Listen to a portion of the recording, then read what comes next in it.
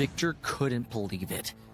Luan Davis, the captain of my high school basketball team, and the biggest asshole on campus, is a vampire? Because of his illness, Victor was always in an anemic state. He could do some physical activity, but always yearned to do more. He had the spirit of a star athlete, but a body that couldn't meet the challenge. In his later teen years, before he left for college, he had a friend and physical trainer who helped him do some moderate exercise and get some experience playing sports. Victor would play basketball alone, not bothering anybody. But without fail, Luan Davis would always be there to harass him. His words echoed in Victor's head. "This is pathetic. Why is a loser like you striving for something so useless? You should stay in a hospital bed." On more than one occasion, Luan had shoulder-checked Victor or knocked him to the ground, just to make his point. It was never enough to cause real damage, but just enough to constantly belittle him.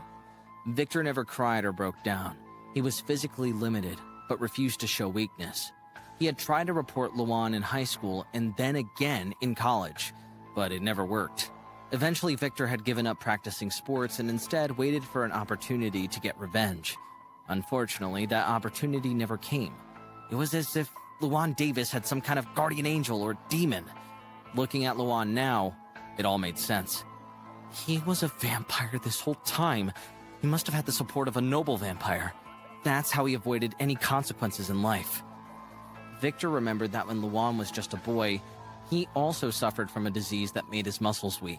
But in high school, he made a full recovery and no one ever seemed to bring up his past. Victor himself had forgotten about it until this moment. There must have been some kind of wide charm effect by his noble vampire. Victor felt a feeling of validation wash over him. Things are different now. We're finally on even footing. He saw the basketball soaring towards him and effortlessly caught it with one hand.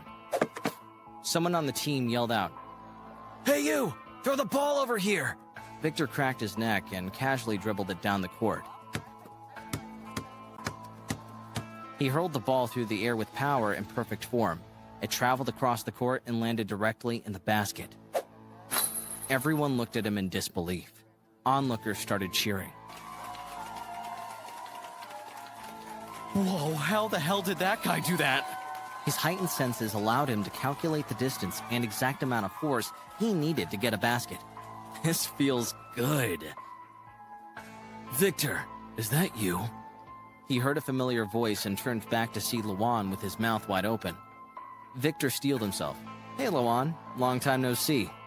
The other players crowded around the two of them. Luan shook his head.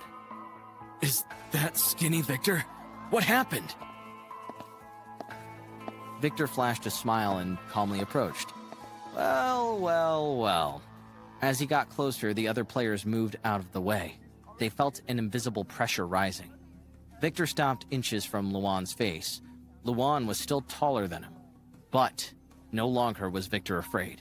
They stared each other down, Luan with a cocky smile plastered on his face. What does weak little Victor Walker think he's about to do? My friend, you have no idea who you're dealing with. Victor gently placed his hand on Luan's shoulder. I'm not your friend. With a flick of his wrist, he brought Luan down to his knees. Luan scowled in pain. What the hell? Victor crouched down to his level. You see, Luan, I know exactly who I'm dealing with. Luan struggled to get off the floor, but Victor just shoved him back down. Victor's fangs began to protrude from his mouth as an unhinged smile grew on his face. You had fun, right? Treating me like crap, hating me, saying I was useless. It was fun, right? I bet it was. After all, you always had a smile while doing it. Victor grabbed Luan's shoulder and squeezed tight.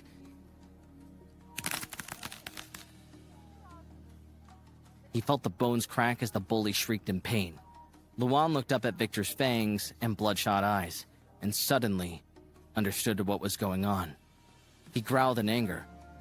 But, you must be just a newborn. Luan scrambled to his feet, only to have Victor knock his legs out from under him. I didn't say you could get up. Luan stared at Victor, terror apparent in his eyes. One of his teammates jogged over concerned. Luan, is everything okay over here? Luan clenched his jaw. Yes, we're just talking. Victor released his grip. His fangs receded and his expression flickered back to normal. I got a bit carried away there. Even with the charm, there's too many witnesses to take care of this now. Victor shot to his feet and grabbed the basketball lying on the ground. Let's settle this the old-fashioned way. After all, we're not barbarians, right? Victor clocked Luan's shoulder and saw that it was already completely healed, as expected with vampire regeneration. He chucked the ball over to him. It soared through the air at incredible speed. Luan caught the ball and the force sent him skidding back across the court. Victor laughed. You and me, first to 21. Got it? Luan nodded. Okay, you're on. A look of arrogance returned to Luan's face. The onlookers cleared the court to give the two men space. By now, a large crowd had gathered, watching intently. A woman with vibrant red hair cut through the throng and looked on inquisitively. She had green eyes, pale skin, and a voluptuous body hidden under a baggy red sweatshirt. She tapped a friend's shoulder. Hey, what's going on here? Her friend turned back. Oh, hey, Ruby. Apparently Luan is gonna play one-on-one with this new kid. They almost came to blows a minute ago. Seems like they've got some sort of history. Ruby's eyes narrowed. She muttered under her breath. What an idiot. Her friend glanced back at her. What are you doing here anyway? Shouldn't you be in med school on the other side of campus? Ruby stammered. Oh, I heard a commotion and I came to see what was going on. Her friend was confused. You heard a commotion from across campus? Ruby ignored her and scurried up into the bleachers. She took a seat and studied Victor's face on the court. She heard a man's voice behind her. Miss Ruby, it's a surprise to see you here. She looked back to see a tall, middle-aged blonde man with green eyes and an aristocratic arrogance. She hid her disdain for the man and forced a smile. She pointed down at the court to Victor and Luan playing basketball with inhuman force and power. A small crack splintered across the court beneath them. The blonde man shook his head. My twit of a servant is always causing trouble. Ruby agreed. This is a bad look. The man nodded. Whose newborn opposes Luan? That's the new husband of the princess of the Snow Clan. Rage flashed across the man's face. The seat beneath him began to quake, and then all at once he calmed himself. That can't be right. A plebeian with the princess of Clan Snow. Has hell frozen over? Ruby just shrugged. Cornelia, I hope you punish your subordinate after this event. You know how dangerous attracting this kind of attention is. Cornelia nodded. Yes, of course. He will be punished, as well as Violet's new plebeian husband. Ruby looked out at the two vampires engaged in a violent game of basketball.